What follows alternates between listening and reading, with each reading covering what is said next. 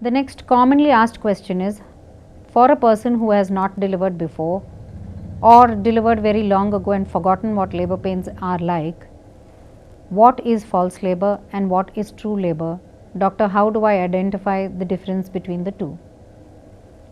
False labor pains, as the name suggests, will not culminate in the labor process or in delivery. It is usually caused by flatulence or gas, indigestion, or any other muscular pains which the patient may experience. By definition, since it is false, it is not going to mimic the normal labor pains. Having said that, we come to the true labor pains, which can occur prematurely, which is before the 37th week, or when they are supposed to at full term, which is between 37 and 40 weeks of pregnancy.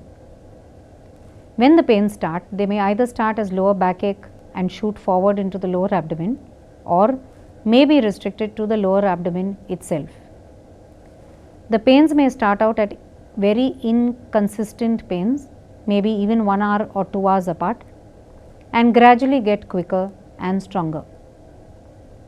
The key is that every time you have the pain, since it is uterine contractions which is causing the labor pains, when one keeps one's hand on the abdomen, as long as there is pain, the uterus or the abdomen will feel stone hard. As the pain disappears, the abdomen will relax completely, only to get hard during the next labor pain or the next contraction. This pain may start off at 1 or 2 hours apart, gradually get stronger and last longer. Whenever this pain starts coming at a frequency of at least once in half an hour apart, we expect that the patient should come in to the hospital to be examined by the doctor.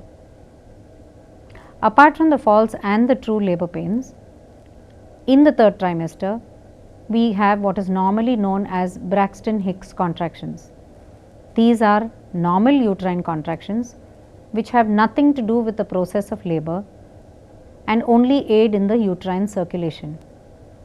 This may be felt as a twinging of tightening in the abdomen, but typically not associated with pain. If over and above this the patient has a pain in the abdomen which is continuous, getting severe, not following these explanations given by me, you do require to see your doctor to identify whether it is anything to be worried about, whether we can try and stop it if it is true labor pains but premature, or whether we need to admit you because you are in labor and you are full term. Most often, patients are worried about any pain they have. Therefore, to dispel any misconceptions, it would be better to get in touch with the doctor when you are having the pain so that they can identify whether it is anything to worry about or not.